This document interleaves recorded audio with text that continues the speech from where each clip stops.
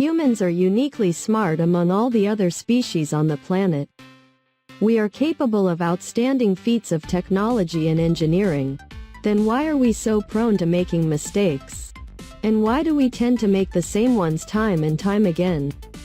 When primate psychologist Laurie Santos from the Comparative Cognition Lab at Yale University posed this question to her team, they were thinking in particular of the errors of judgment which led to the recent collapse of the financial markets. Santos came to two possible answers to this question. Either humans have designed environments which are too complex for us to fully understand, or we are biologically prone to making bad decisions. In order to test these theories, the team selected a group of brown Capuchin monkeys. Monkeys were selected for the test because, as distant relatives of humans, they are intelligent and have the capacity to learn. However, they are not influenced by any of the technological or cultural environments which affect human decision-making. The team wanted to test whether the Capuchin monkeys, when put into similar situations as humans, would make the same mistakes. Of particular interest to the scientists was whether monkeys would make the same mistakes when making financial decisions. B. In order to find out, they had to introduce the monkeys to money. C. The monkeys soon cottoned on, and as well as learning simple exchange techniques, were soon able to distinguish bargains. If one team member offered 2 grapes in exchange for a metal disc and another team member offered 1 grape, the monkeys chose the 2-grape option. D. Interestingly, when the data about the monkeys' purchasing strategies was compared with economists' data on human behavior, there was a perfect match. So, after establishing that the monkey market was operating effectively, the team decided to introduce some problems which humans generally get wrong. One of these issues is risk-taking. Imagine that someone gave you $1,000. In addition to this $1,000, you can receive either A, an additional $500, or B, someone tosses a coin and if it lands heads, you receive an additional $1,000.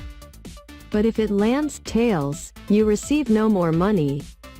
Of these options, most people tend to choose option A. They prefer guaranteed earnings, rather than running the risk of receiving nothing. Now imagine a second situation in which you are given $2,000. Now, you can choose to either A, lose $500, leaving you with a total of $1,500, or B, toss a coin. If it lands heads, you lose nothing.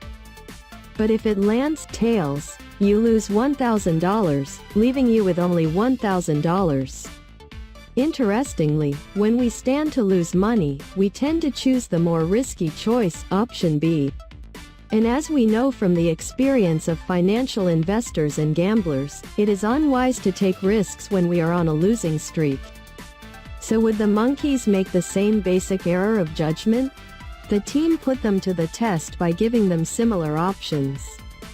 In the first test, monkeys had the option of exchanging their disc for 1 grape and receiving 1 bonus grape, or exchanging the disc for 1 grape and sometimes receiving 2 bonus grapes and sometimes receiving no bonus.